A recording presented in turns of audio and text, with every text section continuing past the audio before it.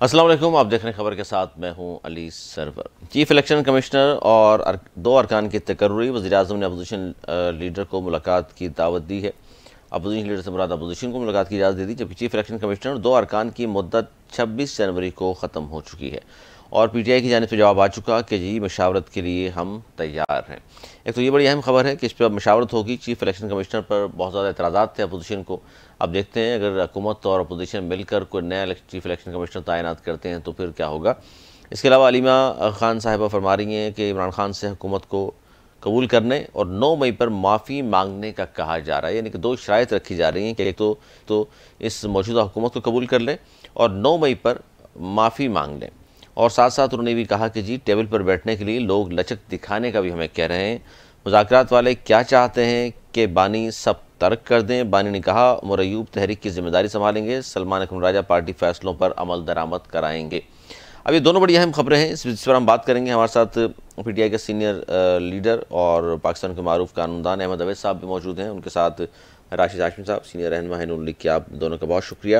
अहमद अवैस साहब, chief election commissioner की तकर्री, उसके साथ साथ दो अरकान की तकर्री भी होगी और वज़ीर-ए-आज़म ने अपोजिशन को मुलाकात की जो दावत दी है, इसको अब आप समझते हैं कि बड़ी खुशाइंद बात है कि अब मिलकर नए चीफ इलेक्शन कमिश्नर और दो अरकान की तकर्री होगी। बिस्मिल्लाह, देखिए बिल्कुल, अगर तो वो देखो बात ये है कि बड़ी अच्छी ऑफर है। अगर ये उन्होंने सिंसियर हार्ट से खुले दिल के साथ की है तो it can be a good beginning. लेकिन अगर मुनाफकत से की है जैसे उनकी आदत है, इन दी पास्ट करते आए हैं, तो फिर तो ये मसला तोड़ नहीं चढ़ेगा जो मैंने माजी में जैसे देखा, क्योंकि उनकी नीयत नहीं होती है। आपको पता है कि सबकी सब दारो मदार इंसान की नीयत क्या है। बिल्कुल, नीयत साफ है और तो फिर आप एक रॉसी टेबल बैठ के अपने सारे मसाइल हल कर सकते हैं। ये वक्त है किसी भी, जैसे चार्ल्स डिकन ने कहा था ना, उसकी एक बड़ी मशहूर नावल है टेल ऑफ टू सिटीज, उसमें उसने एक जगह पे कहा था कि it was the best of time, it was the worst of time, it was the age of wisdom, it was the age of foolishness. तो मैं ये अर्ज करूंगा कि अगर इसको खुले दिल के साथ, सिंसियर हार्ट के साथ दोनों फरीक बैठ के मसाइल का हल निकाल लें और एक अफाम व तफहीम की शक्ल एक ऐसी इख्तियार कर लें कि दोनों को एक ऑनरेबल सिचुएशन नजर आए सामने। किसी को झुकाना कि जी माफी मांगेंगे तो ये होगा, तो ये नहीं होना। ये ना माफी नहीं, वाली बात इसमें है। सर देखिए, माफ़ी वाले बात पर मैं आता हूँ, लेकिन चीफ इलेक्शन कमिश्नर की तकर्री के हवाले से 26 जनवरी को उनकी मुद्दत ख़त्म हो चुकी, लेकिन अब हम जून में बैठकर बात कर रहे हैं और वज़ीर-ए-आज़म साहब ने अब कहा है अपोजिशन को कि आइए बैठते हैं और उस पर मशावरत करते हैं। देखिए, मैं इसीलिए अर्ज करूँ कि ये बात उनको पहले नजर आनी चाहिए थी कि उनको पता था। अगर गवर्नमेंट को इतनी इन बातों का इल्म भी ना होगा तो वो गवर्नमेंट कैसे चलती है। ये बात पहले होनी चाहिए थी कि वो तकरीर खत्म हुई अगले दिन आपको अपॉइंटमेंट, उससे पहले उसकी खत्म होने से पहले आपस में जो एक कॉन्स्टिट्यूशन के मुताबिक जो तरीक़ेकार वज़ा किया गया हुआ है, तो opposition leader and the leader of the house जो है वो बैठ के इसका फैसला करते हैं, तो ये कर लेना चाहिए था। अब वो एक्सटेंशन पे बैठे हुए हैं बिला वजह, कोई कानूनी जवाब नहीं है उनके बैठने का, इसलिए बिठाए रखा कि उन्होंने बाई इलेक्शन करवाने थे बीच में। तो आप उनकी तो आप समझते हैं तो सर आइन इस हवाले से क्या कहता है कि 26 जनवरी को मुद्दत खत्म हो जाए और उसके बावजूद भी 5-5, 6-6 महीने बैठे रहे? ना, गलत है। मैं इसीलिए कह रहा हूँ ना कि कोई नहीं है। अब आइन तो जब 90 दिन के इलेक्शन की बात करते हैं उसके बाद खामोश है आइन। अपने आप सत्यानाश कर दिया आइन का हुलिया, और फिर उन्होंने बाकायदा तौर पर हुलिया बिगाड़ दिया आइन का। तो ये इससे नुकसान हो रहा है, फायदा नहीं हो रहा। अब इस पर मशावरत अगर वो करते हैं अहमद अवैस साहब, तो आपको लग रहा है कि अपोजिशन यानी आपकी जमात भी और हुकूमत भी किसी एक नाम पर मुत्तफिक हो सकती है? मेरा नहीं ख्याल, मुझे उम्मीद नहीं है कि शहबाज किसी एक इंडिपेंडेंट आदमी के लिए जिसके ऊपर उनका हाथ ना पड़ सके ये मुत्तफिक नहीं होंगे। ये वहां ही मुत्तफिक होंगे जहां पे वो आसानी से हाथ डाल के उसको कंट्रोल में ले आए, जैसे उन्होंने पाकिस्तान के आइन के अंदर एक अमेंडमेंट करके पूरे सुप्रीम कोर्ट से लेकर नीचे तक की जुडिशरी को अपने अंगूठे के नीचे लेके आए हैं। यानी ये मामला भी फिर सर, तो फिर ये मामला भी अदालतों में ही जाएगा? नहीं, अदालतों में तो नहीं जाएगा ना। फिर उस सूरत में तो फिर मामला अदालत में भी एक क्राइसिस है ना, एक शक्ल ये क्राइसिस की होगी। फिर वो अदालत में जो है इसको लेके जाएंगे, फिर वहां पे एक शोर मचेगा। अदालतों का निज़ाम आपको पता है, अदालत तो और जब तक नया आएगा नहीं चीफ इलेक्शन कमिश्नर और 2 अरकान, फिर इसी से काम चलाती रहेगी गवर्नमेंट। इसी तरह बैठे रहेंगे जब तक कि उनके कोई बाई इलेक्शन होने हैं, यही करवाते रहेंगे। यही धांधली के लिए उन्होंने फिक्स किया हुआ है इसको। अच्छा, एक होता रहा सिलसिला। 9 मई केसेस में एक एमएनए तो अब नाहल होने जा रहा है, अब्दुल लतीफ जिसको सजा हो गई है, और शिबली फराज साहब कह रहे हैं तकरीबन कोई 50-52 लोगों का इन्होंने सोचा हुआ है हमारे लोगों का कि इसी तरह उन पर केसेस तो वैसे सब पे हैं, तो नाहल करते जाएं और फिर नए इलेक्शन करा के और उन पे अपने लोग आते रहें। जी वही उनका बिल्कुल ये इरादा जो है बैसुर कयास नहीं है, क्योंकि वो ये चाह रहे हैं कि पाकिस्तान के अंदर ये जो असम्बली जिस तरह से उन्होंने बनाई हुई है, ये पार्लियामेंट में उनकी 2/3 मेजॉरिटी बन जाए।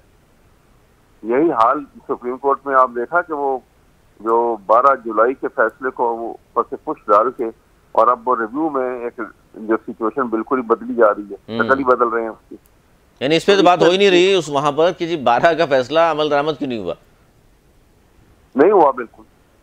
अब बात तो ये हो रही है कि जी ये तो मिलनी किसको चाहिए, ये पीटीआई ने तो मांगी नहीं थी, क्यों दी जाए। नहीं, बार बार ये तो जिक्र आया, हर दफा ये बात होती है कि 12 जुलाई का फैसला जो है उसको इम्प्लीमेंट नहीं किया गया, ना उनका इरादा है करने का। ये तो बार बार ये बात हुई है। और उससे बड़ी बात आप देखिए कि एक असूली तरीक़ेकार ये है कि जब कोई आप नया कानून साजी करें या आइन के अंदर अमेंडमेंट करें और उसको कोई अदालत में चैलेंज कर दे, तो सारे काम छोड़ के अदालत पहले उसको उस केस का फैसला करेगी कि जिसमें आइन की अमेंडमेंट को चैलेंज किया गया हो या कोई कानून को चैलेंज किया गया हो।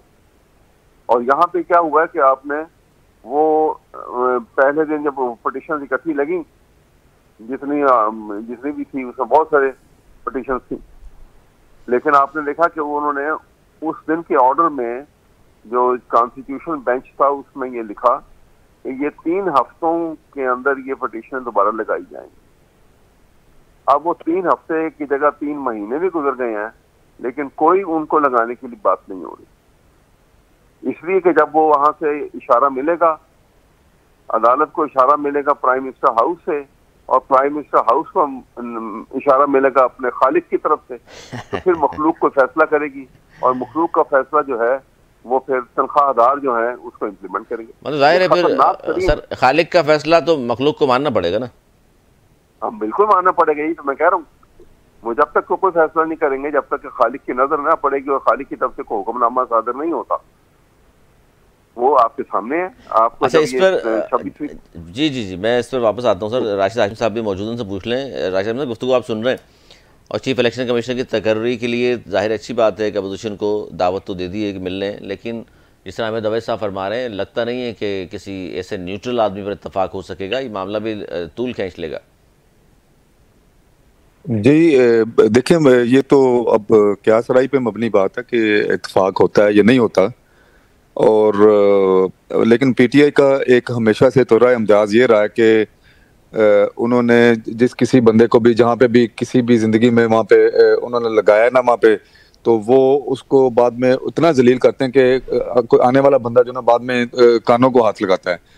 तो अब ये सुल्तान राजा सुल्तान साहब जो थे, ये जो अपना ये कौन थे सिकंदर सुल्तान राजा साहब, ये पीटीआई के लगाए हुए इलेक्शन कमिश्नर थे, को हमने तो नहीं लगाया था। ऑब्वियसली जो नाम आए थे उनके ऊपर कंसेंसस, एग्रीमेंट, डिसएग्रीमेंट, बाद में कंसेंसस उनके नाम के ऊपर हुआ था। तो चूंकि ये एक ऐसी एक मिथ घड़ते हैं इमरान खान, झूठ, जोसेफ गोइबल वाली बात के झूठ बोलो, बार बार बोलो, इतनी बार बोलो कि सच लगने लगे। 35 पंचर इन्होंने वो 35 पंचर की रट लगाई। बाद में खुद ही इमरान खान साहब ने अहमद मीर को इंटरव्यू में कह दिया कि नहीं जी एक सियासी बयान था। तो इसी तरह जी 17 सीटें, फॉर्म 47, 45, वो पता नहीं 32 और फलाना डमकाना बना के, अब क्या मैं मेरे मुंह से कुछ और ही लफ्ज निकलने लगा था। तो ये इलेक्शन में देख लिया, मतलब एक बेहतरीन इलेक्शन हुए हैं, ये समड़ियाल के इलेक्शन हुए हैं। तो ये लोग इस चीज को मानने से इनकारी हैं। इलेक्शन अगर चले, आपने उस तरह बात कर दी है, बेहतरीन इलेक्शन अगर हुए हैं हाशिम साहब, तो चले पीटीआई तो शोर करना समझ में आता है कि अपोजिशन जमात है। आपकी अपने इत्तेहादी पीपल्स पार्टी भी कह रही है कि बदतरीन धांधली हुई है समड़ियाल में। देखें, उसमें गुजारिश ये है कि अगर किसी भी बंदे के पास कोई किसी भी किस्म की कोई धांधली का सबूत है तो उसका एक फोरम मौजूद है। और पीटीआई जो है, सॉरी, पीपल्स पार्टी की आपने बात की, तो पीपल्स पार्टी जो है वो हमारे जो वो कोalition गवर्नमेंट का हिस्सा नहीं है, वो एक सियासी जमात थी। तो जिस तरह वहाँ पे एक इलेक्शन हुआ है तो उन्होंने अपना एक कैंडिडेट खड़ा किया हुआ था। तो अब पीटीआई की पीपल्स पार्टी की जो मतलब है कि या तो पिछले से इलेक्शंस में को बहुत ज्यादा को डिफरेंट कारकर्दगी रही थी, तो फिर तो मैं उनके इल्जामात को बंदा उसके ऊपर बात भी करे, तो अदरवाइज इससे ज्यादा कमेंट करना तो जरूरी नहीं है।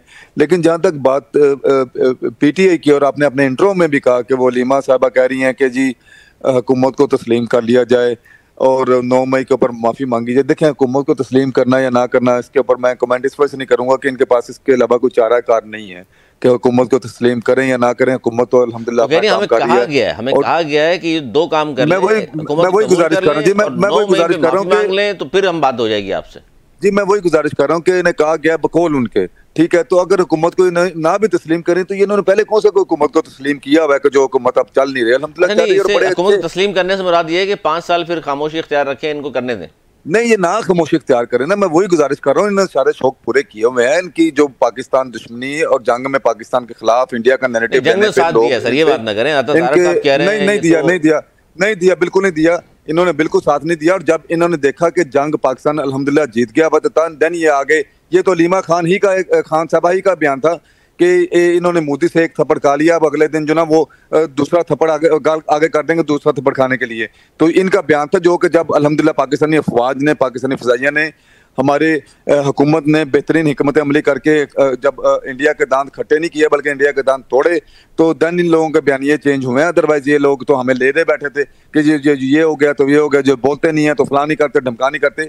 तो इसमें गुजारिश ये है कि इन्होंने एंड पे आफ्टर 11th आवर जो ना वो अपना बयानिया जो ना वक्ती तौर पे चेंज किया, और उसमें भी इन्होंने जो ट्रोलिंग की है पाक फौज की, और खुसूसी तौर पे जो है जो आर्मी चीफ की जब उन्हें फील्ड मार्शल का जो रुतबे से नवाजा गया, उसके अभी तक ये ट्रोलिंग करते हैं।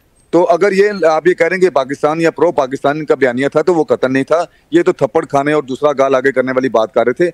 रही बात ये कि ये हुकूमत को ना तस्लीम करें, हम तो ये कहते ही नहीं है कि हुकूमत तस्लीम करें या ना करें।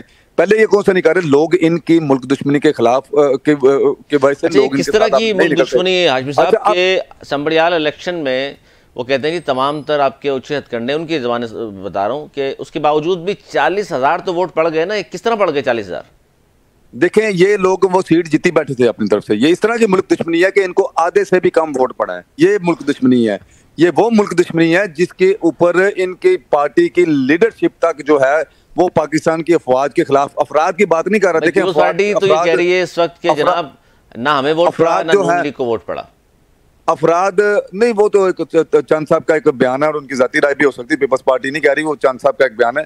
बल्कि मैं दोबारा जाता हूँ कि 9 मई पे माफी मांगने वाली बात है, इसके ऊपर आपकी क्या राय? नहीं मांगनी चाहिए माफी? नहीं, अगर इन्होंने 9 मई वाले हमले मैनेज करवाए, मैं उसकी पहले करते थे ना, फुटेज गायब करा दी, फुटेज वहाँ पे सोशल मीडिया भरा पड़ा है। मतलब अगर आप उन फुटेजेस को जोड़ कर देखें, जो अलग अलग फुटेजेस हैं, वो तकरीबन को आधे पौने घंटे का क्लिप तैयार होता है जिसमें कोई रेपिटेशन भी नहीं होगी कि जिसपे ये कोई पेट्रोल पंप से वो जीएचक्यू पे हमले कर रहा है, कोई वहाँ पे दीवाने तोड़ के जो ना वो यहाँ पे जना हाउस में घुसने की कोशिश कर रहे हैं। और ये आप कह रहे हैं जी माफी तो मांगनी पड़ेगी, हुकूमत को कबूल करें ना करें। अहमद रज़ा साहब, हुकूमत को तो कह रहे हैं आप नाम भी कबूल करें, मुझे फर्क नहीं पड़ता। मुझे सर्व साहब एक चीज, मुझे मेरा बयान मुझे दे लेने दें। मैंने ये नहीं कहा ये माफी मांगे या ना मांगे, ये इनके ऊपर है कि ये इन्होंने 9 मई अगर किया, ये माफी मांगे या ना मांगे, लेकिन लोगों को पता चल चुका है कि 9 मई वाले लोग यही हैं कि जो उन हमलों में, जो जहाज गिराने में, जो किला बाला सार पे, जो मियाँ वाली जो एयर बेसिस के ऊपर जो हमले हुए थे, जिसके ऊपर अगले दिन जो है वो तालिबानों ने हमला कर दिया, जहाँ की दीवारें इन्होंने गिराई थी। तो ये जो है ये उनकी बी टीम और ए टीम कह लें बन के पहले उनको वो दीवारें गिरा के रास्ते देते हैं बाद में, जिसके ऊपर जो ना तालिबानों ने हमले किए हैं। तो ये जो अगर उसके ऊपर माफी मांगते हैं या नहीं मांगते, ये तो इनका एक फेल है। लेकिन ये इस चीज से कम इनकार ना करें कि ये इनके लोग नहीं थे, क्योंकि ये इमरान खान की हमेशा जब वो बंदरिया वाला हिसाब किताब है कि जब पाँव जलने लगते हैं तो अपने बच्चे पाँव तले रख लेती है। तो ये इनका तरीका कार्य, ये इन्होंने मासूम लोगों को बहका के उनको बतौर ईंधन, बतौर आला कार इस्तेमाल करके इन्होंने इस्तेमाल किया। और जब पकड़े गए कहते हैं ये हमारे बंदे नहीं है, हमारे बंदे नहीं है। चलो ठीक है, तो आपका कहना है ना वो अहमद रज़ा साहब। अब ये माफ़ी की बात बार बार होती है कि जी 9 मई किया है, सजाएं भी हो गई 85 से ज़्यादा लोगों को, अब तो मान लें इन चीज़ों को और माफ़ी मांग लें ताकि मामला फिर आगे बढ़े और फिर आपसे हो सकता है बातचीत भी कर लें वो लोग। देखिए, ये बात इतनी मज़ाक़ खेज है जो अंदाज में की गई है कि ना सिर्फ पाँव ही नहीं है इसका किसी का। देखिए, बड़ी सीधी बात है, अगर 9 मई का वाकया जो है ये ड्रामा अगर सच्चा है तो फिर 2 साल से वो सैकड़ों लोग जो जेलों में हैं उनका ट्रायल क्यों नहीं मुकम्मल हुआ? जबकि आपने देखा बरतानिया में हंगामे हुए थे, इसी स्टेरॉइड्स हुई, लूट मार हुई, आगे लगी, तो उन्होंने फौरन उनको गिरफ्तार किया और गिरफ्तार करने के बाद उन्होंने जेएन अदालतें लगाई वहां पर और हफ्ता 10 दिन में जिनको सजाएं देनी थी सजाएं दे दी और जिनको रिहा करना था उनको रिहा कर दिया, खत्म कर दिया। ये बताइए, ये जो है उसमें ये लिखा हुआ है कि 1 हफ्ते के अंदर ट्रायल मुकम्मल करना है। अब आप सोचिए, ये 2 साल से ऊपर का अर्सा हो गया, इनका ट्रायल ही मुकम्मल नहीं हुए। आपके पास अगर एविडेंस सारी मौजूद हो और आप फुल प्रूफ हो कि जी बड़ा ही सब कुछ इन्होंने किया था और इन्हीं के लोग हैं, तो फिर किस बात की कबाहती की देर क्यों हुई आपको?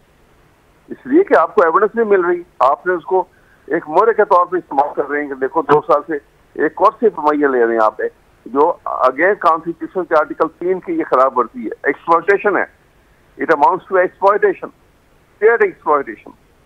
तो इस तरह से किसको आप ये समझा रहे हैं और किसको ये बात जो है कौन ना कौम में इसको समझती है, कौम भी सारी बात समझती है कि क्या सच है और क्या झूठ है, हर चीज उनके सामने आ चुकी हुई है। और यहाँ तक ये बात करते हैं कि जी ये वाक़या जो है ये हुकूमत की बात करते हैं और ये इसकी जो कुछ हुआ है ये सब जो है इमरान खान ने गलत किया और ये सब कुछ फला हुआ।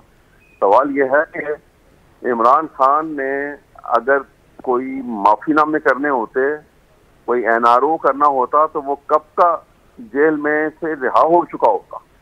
तो ये जो अलीमा खान साहिबा कुछ लो और कुछ दो की बात करती हैं, ये एनआरओ नहीं है? नहीं, एनआरओ नहीं है। कुछ लो और दो का मतलब होता है कि आप अक्रॉस द टेबल बैठे, जब आप नेगोशिएशन करते हैं तो वहां पे कुछ बात मानी जाती है, कुछ मनवाई जाती है, ये इसको कहते हैं कुछ ले और कुछ दे की बात ये होती है। अच्छा, एनआरओ का सर ये करना होता तो अंदर क्यों होते? तो ये जो इसका मतलब है फिर जो अलीमा खान साहब फरमा रही है। दूसरी बात ये कहते हैं ये फौज को अपने साथ कहाँ से मिला लेते हैं? तो खुदा का नाम लें, फौज जो है पाकिस्तानी कौम की फौज है।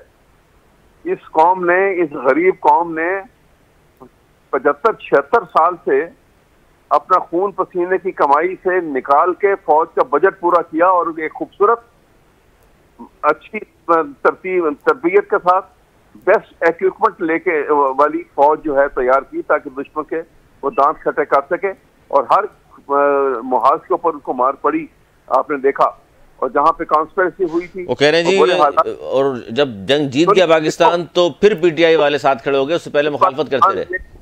ईस्ट पाकिस्तान का जो डिबैकल हुआ उसकी जिम्मेदारी भी जर्नैलों के ऊपर, ये भी हिस्ट्री है। आप डिनाई करें या मैं डिनाई करूंगा, लेकिन इसको तारीख तो डिनाई नहीं कर सकती ना। इसी तरह से जो कुछ ये कह रहे हैं, अब फौज को अगर वो कहते हैं कि वो फील्ड मार्शल हो गए, भाई चले बगैर जंग के वो फील्ड मार्शल बना दिया उनको, उन्होंने तो कुछ जमीनी जंग लड़ी भी नहीं, चलो बन गए फील्ड मार्शल। लेकिन क्या फील्ड मार्शल बनने के बाद ये लाइसेंस मिल जाता है कि पाकिस्तान के आइन को आप जो है, एक जर्नैल ने आया, उसने कहा कि what is this constitution, it's a booklet of 10 to 12 pages, I can tear it out any time. और उसके बाद ये एक जर्नैल साहब दूसरे आ गया, वो फील्ड मार्शल हो गए। जी सरवर साहब, जवाब मिल गया आपको? सर वो कह रहे हैं कि अगर पाकिस्तान आपका जवाब मिल गया, फील्ड मार्शल बना दिया है तो इसमें तो मानने में क्या? नहीं, मैंने वही गुजारिश की है कि आपको जवाब मिल गया ना। आप मेरे से सवाल पूछ रहे थे कि इन्होंने बड़ा कंट्रीब्यूट किया जंग में, बड़ा प्रो पाकिस्तान, ये कह रहे हैं जंग हुई नहीं। और वो अगर फील्ड मार्शल बना दिया कि बड़ी जंग हुई नहीं, तो भाई इनके नॉलेज में ये कम से कम इजाफा करता चले कि chief of the army staff जो होता है वो तीनों जो है वो अफवाज का वो सरबराह होता है, किसी एक अफवाज का, किसी एक बटालियन का सरबराह नहीं होता। ये लाइसेंस नहीं मिला किसी को, नहीं, लाइसेंस आपने या मैंने नहीं देना, ये जिन्होंने दिया। लेकिन सर जंग तो जीती है ना, इसको तो माने सर। दुनिया भर में अगर इंडिया की तरफ से तू हो रही है, अगर ये जलन इंडिया की तरफ से हो तो ये चीजें मुझे समझ में आती हैं, लेकिन पाकिस्तानी अफवाज के एक जर्नैल को अगर फील्ड मार्शल का खिताब दिया जा रहा है और उसके ऊपर कोई पाकिस्तानी अगर जलता है तो मैं उसको क्या कहूँ, मुझे मेरे पास कोई ऐसी बात नहीं मैं किसी को मुहिब वतनियत का या गद्दारी का सर्टिफिकेट दूं, लेकिन मैं कहता हूँ कि अगर वो मुहिब वतन है ना जो पाकिस्तान की अफवाज के सरबराह को फील्ड मार्शल का खिताब मिलने पे जो जलता है, तो फिर ऐसा मुहिब वतन कम से कम इसमें तो जेलसी नहीं है सर, इसमें तो मानते हैं ना आप लोग। चल रहे हैं, आपके सामने बैठे बात कर रहे हैं, आप कह रहे हैं जेलसी नहीं है भाई। हम तो अप्रिशिएट कर रहे हैं, हम तो कह रहे हैं कि फील्ड मार्शल हो गए, बहुत नहीं है कौम के। आप जो है वो ये जो बात ये अकेले ये सिर्फ ये नहीं कर रहे, इनके जितने भी बड़े ट्विटर के अकाउंट्स हैं ये सिर्फ अवैध साहब बात नहीं कर रहे, ये सारों का बयानिया एक ही है जो उनको व्हाट्सएप ग्रुप में मिलता है। इसमें कोई आपको जेर जबर कि जो ना कोई आपको जो ना नीचे नहीं हो कि सारों का एक ही दिन साजी है। चलो जी जंग नहीं हुई, फना नहीं हुआ, ढपका नहीं हुआ, डिले कर दिया, वो कर दिया। भाई खुदा का नाम लें, पाकिस्तान जंग जीता, पूरी दुनिया मान रही है, मासवाई इंडिया है और पीटीआई और इंडिया के अलावा पूरी दुनिया वाले पाकिस्तान की अफवाज की बहादुरी की, हमारी हुकूमत की, हमारी सिफारतकारी की जो है वो मान तो रहे। आप वो आपकी पार्टी हो तस्लीम तो कर रही है ना, पाकिस्तान का है ना। जी जी, पाकिस्तानी कौम का तो इम्तियाज है, ये कोई आपका थोड़ी है या मेरा तो नहीं है। बिल्कुल पूरी कौम। ये बात अपने आप को समझाए ना, मुझे आप क्यों कह रहे हैं? मैं भी यही कह रहा हूँ, ये किसी सियासी जमात को जो फील्ड मार्शल का खिताब नहीं मिला, ये पाकिस्तान की अफवाज के सरबराह को मिला, जिसको आप मुतनाज़ा बनाने की कोशिश कर रहे हैं। ये किसी पीएमएलएन पीपल्स पार्टी पीटीआई को नहीं मिला। कोई तस्लीम ना भी करे तो मुतनाज़ा कैसे हो जाएगा? नहीं, ये नहीं होगा, लेकिन ये कोशिश कर रहे हैं, नाकाम कोशिश कर रहे हैं। अली सर साहब, मैं ये नहीं कह रहा कि इनके करने से हो जाएगा, ये बिल्कुल वही बात कर रहे हैं जो मैं कह रहा हूँ कि ये किसी भी सियासी जमात के सरबराह को ये खिताब नहीं मिला। ये इन्हीं ने कहा कि जंग तो हुई कोई नहीं, तो फिर फील्ड मार्शल का जाएगा, और आप कह रहे हैं कि लोग मुतनाज़ा नहीं कर रहे, ये मुतनाज़ा ही है। और क्या इस तरह के बयान अगर इंडिया की तरफ हमने जो ये 6 तैयारे उनके गिराए हैं, 4 तो राफेल तैयारे गिराए हैं, तो कौन डिनाई कर सकता है? तो ये इन्हें बताया ना, मुझे ना बताया, मुझे तो पता है बड़ी जबरदस्त है, पाकिस्तान को बहुत बड़ी कामयाबी मिली है, इसको कौन इसको डिनाई कर सकता है? कोई भी नहीं कर सकता। डिनाई नहीं कर रहे यार हाशमी साहब, आप भी कर सकता नहीं, आप कर रहे हैं, आप इस चीज को मुतनाज़ा कर रहे हैं with if and buts.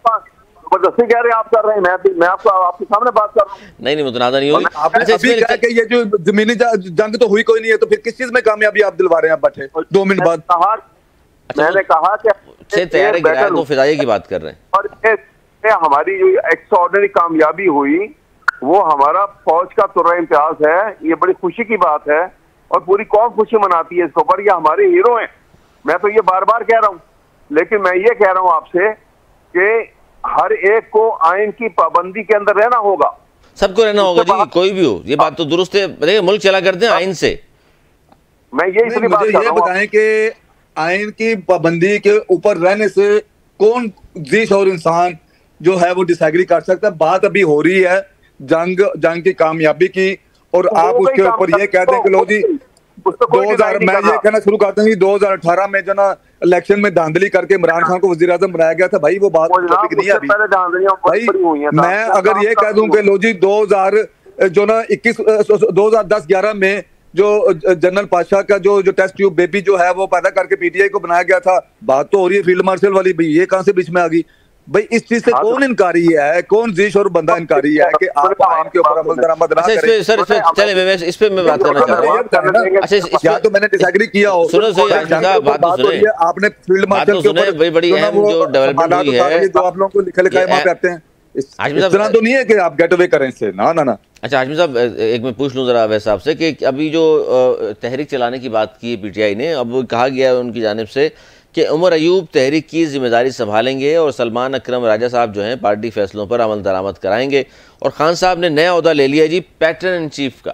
Sir ये पैटर्न इन चीफ का ओहदा लिया है तो जाहिर है इसके पीछे कोई वजह तो है? जाहिर है कि वो पैटर्न चीफ ही है ना, ही द पर्सन जिन्होंने पार्टी बनाई थी, तो पैटर्न चीफ ही है ना। नहीं तो, सर बानी कर रहे थे ना पहले तो, अब पैटर्न चीफ का मतलब ये है कि कोई मसला था या कुछ लगता था कि उनको कोई शायद कोई पीछे करने वाला है या हुकूमत कुछ ऐसा करने वाली है कि उनके इख्तियारात खत्म हो जाएंगे? देखिए पार्टी अभी तक तो, जब तक पार्टी कोई जड़ें नहीं पकड़ती है तो अपनी वो एक शख्सियत के गिर्द घुमा करती है ना, तो अभी तो वो वक्त ही नहीं आया।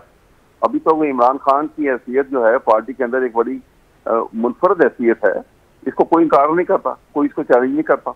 नहीं कोई वो बात नहीं, क्योंकि बात हो रही थी कि शायद कोई एक बड़ा ग्रुप अलग हो जाएगा, और जिस तरह माजी में भी इस तरह हम देखते रहे होते रहे हैं, पार्टियों से मुख्तलिफ ग्रुप अलग।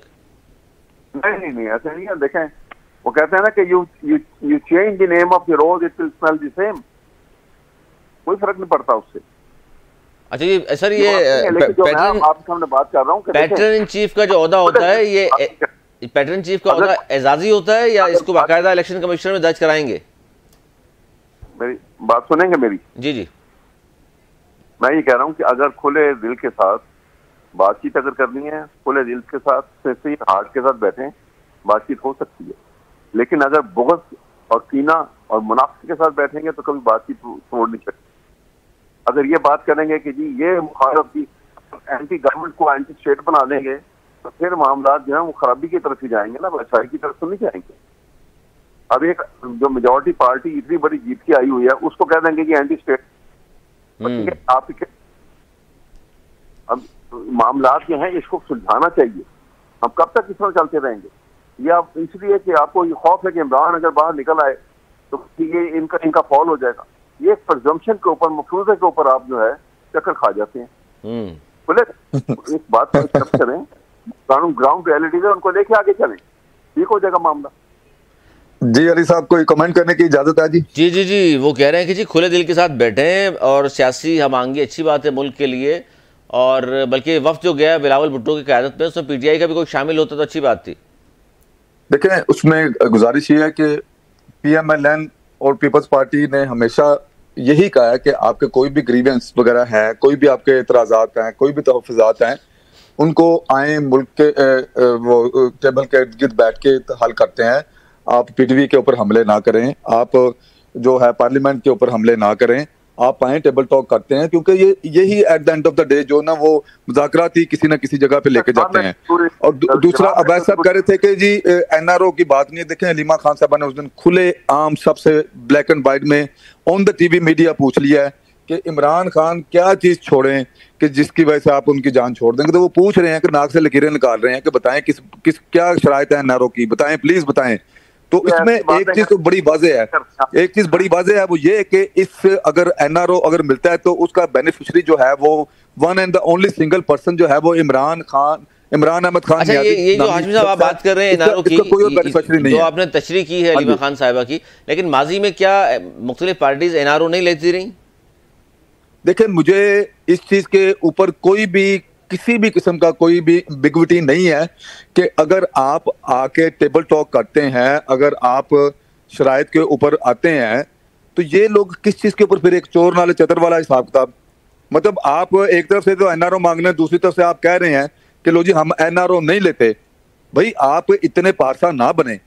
आप लोग वो चीज ढके छुपे में बंद कमरों में एक एक चीज के साथ जो ना वो तरलों पे मिनटों पे आके कहते हैं, और अभी आप दूसरों को बातें करते हैं कि लो जी फलां ने ये कर दिया, फलां ने ये कर दिया। भाई फलां ने जो किया यानी कि आप इस टाइम क्या कर रहे हो? आप भी उन्हीं टर्म्स एंड कंडीशन पे आके माफिया मांग रहे हो। आप कह रहे हो कि हालांकि ये इनके करदा गुनाह है। इनमें से किसी भी बंदे को भी, अवैध साहब ने बात की, 2 साल हो गए हैं कि किसी शख्स को सजा नहीं दी गई, तो ये अच्छी बात है। किसी को उजलत में जल्दी में इन्होंने नहीं टांगा जब तक एक पूरा जो, और ये कहीं पे नहीं लिखा हुआ नहीं, सबूत अगर मौजूद है तो फिर इतना लंबा अरसा लगता नहीं है ना। वो कह रहे हैं जी सबूत थे आपके पास सारे, तो उसी वक्त दिखा नहीं, उसमें सारी चीजें अंडर ट्रायल हैं। इसके ऊपर पहले जो मुख्तलिफ कोर्ट्स के ऊपर जो इनके चले हैं, और वो सारे। अब मुझे ये बताएं कि हसन न्याजी ने क्या वो डंडे के ऊपर पतलून नहीं लटकाई थी? क्या उस चीज से इनकार करते हैं? ये कहते हैं ये भांजा है, इसकी सजा दी जा रही। भाई भांजा है या नहीं है भूल जाएं। वो जो बंदा कह रहे थे ये 50 की कमर है जी, उसकी इतना देखें जी, ये देखें, ठीक है, वो कौन था? वो क्या वो हसन न्याजी नहीं था? ठीक है, इमरान खान का भांजा है या नहीं है वो तो एक अलग बहस है ना। सजा हो गई, इसको सजा हो गई। हाँ जी, ये इसको अब मुझे बताएं, ये उसकी सोबत से इनकारी है कि वो बंदा हसन न्याजी नहीं था। ठीक है, इमरान खान की दोनों बहनें वहां पे क्या करने पहुंची? अब तो हाशमी साहब बात यहाँ तक पहुंच गई। राशिद ने गाड़ी के ऊपर लटक के, गाड़ी के दरवाजे पे लटक के इसने ये कहा था, यास्मीन राशिद ने, कि हाँ सब इकट्ठे मिलके चलते हैं कोर कमांडर हाउस। इतराफी बयान है, और ये कहते हैं ये सीसीटीवी इमेज वो गायब कर दी गई। तो सजा नहीं हुई ना अभी तक? नहीं, उनके ऊपर केस चल रहा है, वो कौन सी को बाहर बैठी हैं, उनके ऊपर ट्रायल चल रहा है। भाई ट्रायल तो चल रहा है, लेकिन उनकी जमानत भी हो सकती है, जब होगी तो फिर दोबारा पकड़ के। मैं बिल्कुल इसके बारे में आपसे एग्री करता हूं कि वो मुलजमा है, मुजरमा नहीं है अभी तक, जब तक सजा नहीं होती, ठीक है। लेकिन मैं ये बात कर रहा हूं कि उनके ऊपर जो सोबत है, जो केस का जो नेचर है, वो इस नेचर का है। बाकी मैं कुछ केसेस तो देखिए हाशमी साहब, पाकिस्तान में आप भी जानते हैं, जरदारी साहब हो, नवाज शरीफ साहब हो, या किसी का नाम भी मैं लूँ, आपको मालूम है सियासतदानों पे केसेस तो बनते ही हैं और बड़े खतरनाक बनते हैं। बाद में प्रूफ हो जाता है कि नहीं होता, वो एक अलग बात है। जरदारी साहब को 10 साल आपकी मुख्तलिफ हुकूमतों में केसेस होते रहे, आज तक उन पर जाहिर है साबित नहीं हो सका, तो इसलिए हम उनको मुजरिम तो कह नहीं सकते। हाँ भाई इल्ज़ाम था, अब अदालतों से बरी हो गए। तो अभी भी जिन पे इल्ज़ामात हैं, जैसे राशिद साहिबा हैं, खान साहब को सज़ा हो चुकी, लेकिन जिनको नहीं हुई उनको तो हम फिलहाल ये कह सकते हैं ना कि हाँ जी जमानतें भी हो सकती हैं उनकी। मैंने बिल्कुल अली सरवर साहब, मैंने कतन कहीं किसी जगह पे भी किसी को मुजरम कहा ही नहीं जो मुलजिम है। लेकिन इमरान खान साहब मुजरिम है ना, उनके ऊपर तो चोरी साबित है ना, लेकिन हाँ उनको सजा हो चुकी है। जिसको नहीं हुई तो मैंने तो कहीं पे भी ये लफ्ज नहीं इस्तेमाल किया कि ये मुजरिम है, नहीं है। हमारे ये भी तो देखा गया ना, इनोसेंट अंटिल फाइंड गिल्टी, एक बात। और दूसरी बात ये कि हमारी क़यादत, इमरान खान साहब जो हमेशा बात करते थे, लो जी बरतानवी निज़ाम इंसाफ बहुत अच्छा, बहुत अल्लाह है, वहाँ पे हमें एक जगह पे जो है वहाँ पे क्लीन चिट मिली है शरीफ फैमिली को, भले वो अखबार की तरफ से इल्जामात वाले बात हो, लेकिन ये बात भी दुरुस्त है ना, मियां साहब को जो है मियां साहब को सजा हो गई थी, ब्रॉडशीट वालों को, मियां साहब जो कि गवर्नमेंट, हाँ जी मियां साहब को सजा हो गई थी, लेकिन इन्हीं अदालतों ने बाद में माफ भी कर दिया। ये भी तो हमारे यहाँ है, खान साहब को हो सकता माफ कर दें। देखें, जब तक जो बंदा जहां है जैसे की बुनियाद पे हम उसके ऊपर बात कर रहे हैं, हो सकता है कि बुनियाद के ऊपर, देखें मेरे पास तो गायब का इल्म नहीं है, लेकिन आज के दिन में मेरा सवाल आपसे ये है, देखें आप हमेशा दूसरों से सवाल पूछते हैं, कभी हमारे सवाल का भी जवाब दे दिया करें।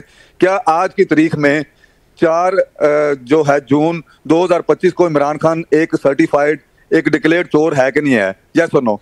नहीं, आज तो जाहिर है सजा हो चुकी है ना, जब तो जेल में बैठे। Thank you very much. बस मैं आज की बात कर रहा हूँ, कल क्या होना है कोई किसी को नहीं पता। वो तो और बात है, लेकिन ये जो अब खास तौर पर अहमद अवैस साहब जाते जाते बताइएगा, ये जो तहरीक शुरू होने वाली ईद के बाद होगा दमादम मस्कल अंदर, जिसके बारे में कहा गया है कि जी उमर अयूब साहब तहरीक की जिम्मेदारियां संभालेंगे। देखिए बात यह है, पहले तो अभी ये हमारे मोहतरम फरमा रहे थे कि जी पार्लियामेंट पे हमले बंद करें। पार्लियामेंट के ऊपर तो एक शब्द खून मारा जा चुका है, बहुत बड़ा हमला हो चुका है। अनइलेक्टेड बंदे जो हैं बंदूक की ताकत के जोर पे आके वहां मुसल्लत हो गए हैं और झूठे ओथ लेके वो पाकिस्तान की हुकूमत बना के बैठ गए। ये आप 2018 की बात कर रहे हैं ना जी? मेरी बात सुने आप, मैंने आपकी बात में दखल नहीं, वो जो MNA अगवा हुई, मैं पूछ रहा हूँ ना 2018 में जो आपने सब खून मारा था इलेक्शन पे। अगर बात मेरी मुझे सुनने दें करेंगे, अब मेरी बात पार्लियामेंट की बात कर रहे हैं। पार्लियामेंट में जो हमला हुआ था 6-8 MNAs को अगवा किया गया था। सुनिए, अच्छा, और ये अपना वो उसमें जब अपना संजरानी साहब को इन्होंने मुंतखब कराया था सेनेटर अकलियत के बावजूद। अब मेरी बात तो सुने देंगे। अब हमले की बात करते हैं तो हमला खतरनाक तरीन हुआ था, अगर जिसके आगे कोर कमांडर वाला आधार जो है उसकी कोई हैसियत नहीं है। हमला शदीद तरीन जो हुआ था वो पाकिस्तान के सुप्रीम कोर्ट के ऊपर हुआ था, और वो माशाल्लाह यही नून लीग थी और यही शहबाज शरीफ और यही नवाज शरीफ उसके पीछे जो मास्टरमाइंड थे। ये ऑन रिकॉर्ड है सुप्रीम कोर्ट की जजमेंट के अंदर। ये बात तो मान रहे हैं आप हाशमी साहब? इसमें एक भी बंदा जो मौजूदा नून लीग में शामिल नहीं था। ये शाह से ज्यादा शाह के वफादार जो होते हैं ना, ये हमेशा मरवाते हैं। शेख रशीद जैसे खत्म हो गया, मैं बहुत हो गए, उनका मैं नाम नहीं लूंगा, सारे जो ना वो वक्त खत्म हो गया सर। इंशाल्लाह फिर तहमत देंगे आपको। जाते जाते खबर में आपके दी तो गुफ्तगू आपने सुन ली, खासतौर से मस्कल अंदर का जो ऐलान किया गया और इल्मा खान साहिबा का बयान मैंने पढ़कर सुना दिया। जाते जाते खबर और आपके सामने मैं रखूँगा, सफारती मैदान में पाकिस्तान कामयाबी हुई है और भारत को धचका लगा इससे कि पाकिस्तान सलामती काउंसिल की 15 रुकनी इंसदाद दहशतगर्दी कमेटी का नायब सदर मुंतखब हो गया है। ये बहुत बड़ी कामयाबी है पाकिस्तान की, सिफारती कामयाबी जैसे समेट रहा है पाकिस्तान, एक ये भी बहुत बड़ी कामयाबी। आज तक इतने, अगर प्रोग्राम तक हमें इजाज़त, मरने के बाद।